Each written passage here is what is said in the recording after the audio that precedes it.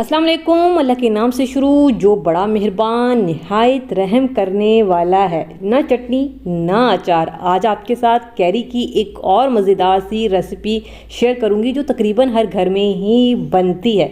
बनाएंगे कैरी का मुरब्बा या फिर कैरी का खट्टा मीठा अचार भी इसको कह सकते हैं। बहुत सारे घरों में बनती है, लेकिन आज मैं आपको इसको स्टोर करने का और इसको बनाने का एक नया तरीका बताऊंगी जिसको बना के आपका दिल खुश हो जाएगा। तो किस तरीके से बनेगी ये रेसिपी को स्टार्ट करते हैं। रेसिपी पसंद आए चैनल को ज़रूर सब्सक्राइब करना है। स्टार्ट करेंगे बिस्मिल्लाहिर्रहमानिर्रहीम। तो यहाँ पे जी मेरे पास तकरीबन आधा किलो कैरियाँ हैं, क्योंकि कैरियाँ थोड़ी सी बड़ी साइज़ की हैं तो वज़न में ये आधा किलो है। इनको मैंने बहुत अच्छे से धो के साफ़ कर लिया है। इसके बाद हमने क्या करना है, इसकी कटिंग करनी है। कटिंग किस तरीके से करेंगे, सबसे पहले इसके जो ऊपर वाला पार्ट है इसको हम रिमूव करेंगे और इसके बाद हमने इसका छिलका उतार लेना है। ठीक है, तो बस इस तरीके से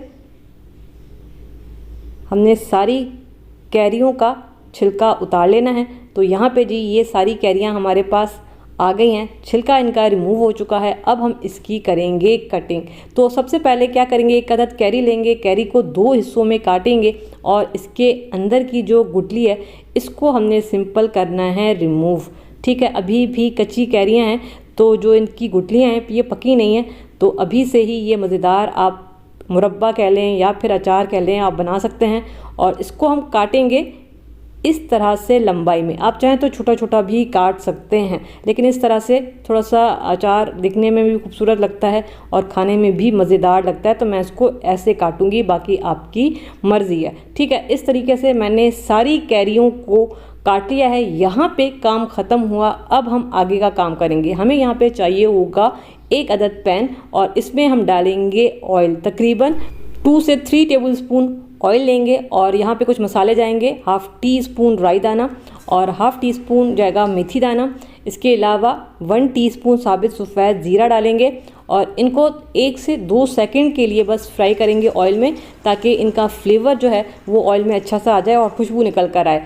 इसके बाद हम इसमें डाल देंगे कैरियाँ। आंच को मैंने बिल्कुल हल्का कर दिया है ताकि मसाले जले नहीं। और इसके बाद ये सारी की सारी जो कैरियाँ हैं हम इसमें डाल देंगे। अब इसमें मज़ीद कुछ मसाले जाएंगे। हाफ़ टी स्पून कुटी हुई लाल मिर्च और हाफ़ टी स्पून डालेंगे नमक। इसके अलावा हाफ़ टी स्पून कश्मीरी लाल मिर्च डाल रही हूँ। अगर कश्मीरी लाल मिर्च ना हो तो फिर आप स्किप कर सकते हैं। और हाफ़ टी स्पून इसमें जाएगी हल्दी, क्योंकि जो कश्मीरी लाल मिर्च होती है ना, ये सिर्फ कलर के लिए होती है, ये तीखी बिल्कुल भी नहीं होती है। अगर आप चाहें तो एक चुटकी लाल मिर्ची डाल सकते हैं, वरना ज़रूरत नहीं है, हम इसमें कुटी हुई लाल मिर्च डाल चुके हैं। अब हम इसको हल्का सा इन मसालों के साथ फ्राई कर लेंगे तकरीबन 1 मिनट के लिए, ताकि ये जो कैरियाँ हैं इनमें अच्छा सा फ्लेवर आ जाए सारे मसालों का। तो 1 मिनट के लिए हम इसको भूनेंगे मसालों के साथ। और इसके बाद हमने क्या करना है, आंच को बिल्कुल हल्का करना है। पहले मीडियम आंच पे मैं इसको पका रही थी और उसके बाद हम इसको 2 से 3 मिनट पकाएंगे कि कैरियाँ हल्की सी गल जाएँ। तो यहाँ पे कैरियों को पकते हुए तकरीबन 2 मिनट हो चुके हैं। ढक्कन हटाएंगे और यहाँ पे कैरियाँ माशाल्लाह से बेहतरीन गल भी चुकी हैं और जो मसालों का फ्लेवर है वो कैरियों के अंदर तक आ चुका है। अच्छा, अगर किसी भी अचार चटनी को लंबे टाइम के लिए स्टोर करना हो ना, तो उसमें पानी का यूज़ बिल्कुल भी नहीं होता है, इसीलिए इस रेसिपी में भी पानी का इस्तेमाल बिल्कुल भी नहीं होगा। ठीक है, और ये कैरी मैं आपको दिखा देती हूँ, अच्छी गल चुकी हैं। ये स्टीम में ही गल जाएंगी, पानी की ज़रूरत आपको नहीं पड़ेगी, लेकिन आँच को आपने हल्का करना है। अब हमने क्या करना है, ये खट्टी मीठी चटनी है या फिर मुरब्बा है, तो हम इसमें डालेंगे चीनी। मैं तकरीबन 3/4 कप चीनी डाल रही हूँ, क्योंकि जो कैरियाँ हैं ना ये बहुत ज़्यादा खट्टी हैं, तो मैं थोड़ी सी चीनी ज़्यादा डाल रही हूँ। आप देख लीजिएगा कि आपके पास जो कैरियाँ हैं वो कितनी खट्टी हैं। 1 टीस्पून कुटा हुआ सौंफ, हाफ़ टी स्पून इसमें जाएगी कलौंजी और हाफ़ टी स्पून इसमें जाएगा चाट मसाला और 1.5 टीस्पून इसमें जाएगा कुटा हुआ धनिया और हाफ़ टी स्पून हम इसमें डालेंगे काला नमक। काले नमक का टेस्ट इसमें बहुत अच्छा आता है, बड़ा अच्छा फ्लेवर आता है। अगर काला नमक ना हो तो शुरू में जो हमने हाफ़ टी स्पून नमक डाला था ना, अपने 1 टीस्पून डालना है। ठीक है, तो बस अब हमने इन सारी चीज़ों को मिक्स करना है। आंच को मैंने यहाँ पे बिल्कुल हल्का रखा हुआ है, आंच तेज़ नहीं करनी है। ठीक है, और यहाँ पे इसको बहुत अच्छा सा मिक्स करेंगे ताकि ये सारी चीज़ें अभी जो हमने डाली हैं ये एक दूसरे के साथ अच्छी सी मिक्स हो जाएं।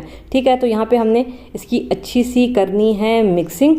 ठीक है, और बस यहाँ पे अब क्या करना है, आंच को हल्का ही रखा हुआ है। इसको हम कवर कर देंगे और कवर करके हम इसको सिर्फ 1 मिनट पकाएंगे और ये जी मुरब्बा या फिर खट्टा मीठा अचार हमारा तैयार हो जाएगा। तो यहाँ पे देखें जी, ये जी ज़बरदस्त हमारा मुरब्बा या फिर खट्टा मीठा अचार कैरी का तैयार हो चुका है। ये देखें, ये इस तरह का रसीला होता है और बहुत ही मज़ेदार बनता है। वैसे इसके बहुत सारे तरीके हैं बनाने के, आज मैंने आपको अपने तरीके से बनाना सिखाया है। इस तरीके से आप बनाएंगे ये सालों साल ख़राब नहीं होगा, क्योंकि हमने इसमें किसी किस्म के पानी का इस्तेमाल नहीं किया है। तो बस यहाँ पे जी अचार हमारा तैयार हो चुका है। चूल्हा हम यहाँ पे कर देंगे बंद और उसके बाद हम इसको निकालेंगे अपने सर्विंग बाउल में।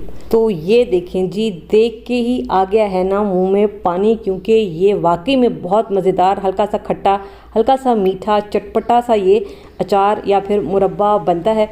और इसको आप बना के 2 से 3 महीने 4 महीने आराम से स्टोर कर सकते हैं। ये बिल्कुल भी ख़राब नहीं होता है। और अभी गर्मियाँ हैं ना, तो गर्मियों में अंडे बिल्कुल भी नहीं खाए जाते। वैसे तो खाने चाहिए, लेकिन ज़ाहिर है गर्मी में नहीं अच्छे लग रहे होते, तो आप सुबह में पराठे के साथ इसको खा सकते हैं। ये बहुत मज़ेदार लगता है। तो मैं भी इसको पराठे के साथ ही यहाँ पे ट्राई करूँगी।